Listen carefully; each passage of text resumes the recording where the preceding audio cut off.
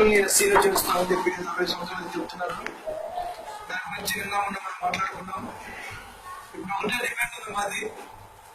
ఇచ్చాపురంలో పర్యటన చేసిన తర్వాత, ఇచ్చాపురంలో బస్సు యాత్ర అయిన తర్వాత అక్కడ జరుగుతున్న ఘోరమైన అన్యాయాలు మీరు చూస్తే ఎంత ఘోరంగా ఉంది ఈ జాతి ఎంత వెనకబడిపోతుందా అనే ఆక్రోధన ఆవేదన ప్రతి ఒక్కరికి కలుగుతుంది. ఎందుకంటే ఒక గ్రామంలో టీపురం అనే ఊళ్ళో ఆడపిల్లలు కూడా స్కూల్కి వెళ్ళకుండా అడ్డుకుంటున్నారు.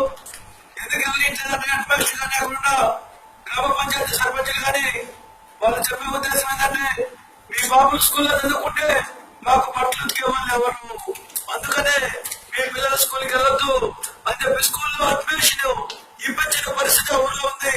ఆ మహిళ నిన్న అక్కడికి వచ్చి తన ఆవేదన తెలియజేసింది. అన్న, మన పిల్లలు ఎప్పుడు ఇంకా చదువుకునేది, మాకు ఎవరు దిక్కులేరు, ఆ దిక్కు కోసం మేము ఎదురు చూస్తున్నాం. ఆ దిక్కు ఉద్యమై మేమందరం మీ ముందుంటాం. మీరు ఉద్యమం చేసి మనం ఎస్సీలో వెళ్ళేదాకా మా ప్రాణ త్యాగానికి సిద్ధమని ఆ ఇచ్చిన స్ఫూర్తి చూస్తే ఈ రోజు ఒకటే చెప్తున్నాయి ప్రభుత్వానికి, ఇన్నాళ్ళు మా బతుకులతో ఆడుకున్నారు, ఇప్పటి నుంచైనా మీరు ఆడుకోవద్దండి.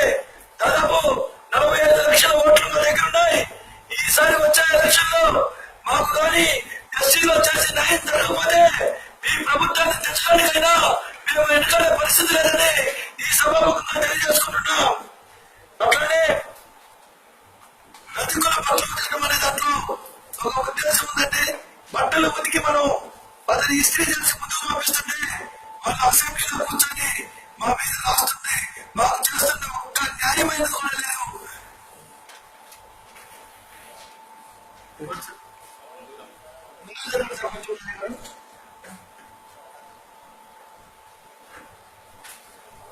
ఒక న్యాయమైన సమస్యను కూడా తీర్చలేదు.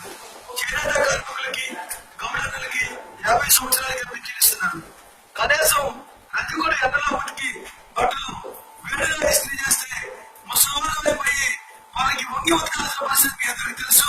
వాళ్ళు వంగి ఉతికినా కూడా వాళ్ళ ముసలి వంగి వస్తారు కాబట్టుకొని అట్లాంటి వాళ్ళు కూడా మీరు 50 సంవత్సరాలకి ఎందుకు పింఛలేదు, ఇన్ని సంవత్సరాలు ఎందుకని వెనకబాటు దానికి గురి చేస్తున్నారు. అంటే మీ సేవల కోసం వాడుకోవడమే కానీ వాళ్ళ సేవలు చేసి ఓట్ల కోసం సేవల కోసం వాడుకొని మమ్మల్ని గుర్తించకుండా ఇంకా అనుకూలంగా ప్రయత్నం చేస్తూ ఉన్నారు. ఈ ప్రయత్నానికి అడ్డుకట్టడానికే ఈ ఆత్మగౌరవ యాత్ర స్టార్ట్ అయింది. ఈ ఆత్మగౌరవ యాత్రలో మీరందరూ మాకు సహకారం అందించినందుకు అందరికీ ధన్యవాదాలు చెప్తున్నాం. అదేవిధంగా 1976 సంవత్సరంలోనే ఇందిరాగాంధీ గారు ఒక జీవో ఇచ్చినారు. ఆ జీవో ప్రకారం, ఆ రాజపత్రం ప్రకారం మమ్మల్ని అప్పుడే ఎస్సీలో చేర్చాలి. దాన్ని 1976 లో రాజస్థాన్ వాళ్ళు కూడా తీసుకోవడం జరిగింది. వాళ్ళు ఇప్పుడు ఎస్సీలో ఉన్నారు కాబట్టి అక్కడ ఐఏఎస్ ఐపీఎస్ ఉండగలిగారు.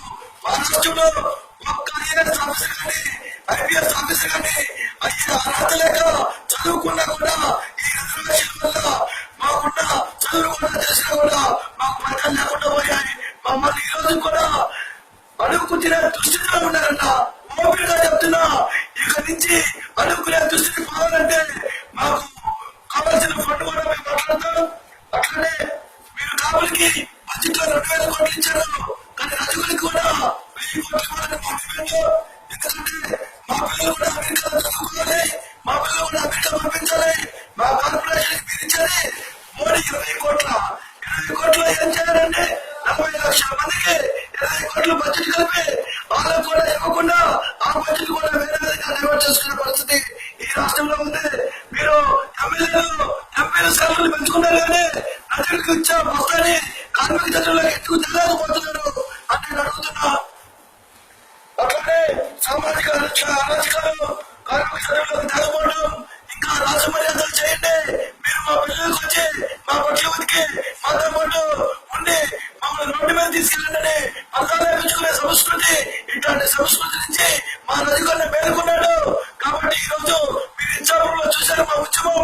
అట్లానే 10 జిల్లాలో చేసి రజకులను చైతన్యపరిచి ఉద్యమాన్ని ఉద్ధృతం చేసి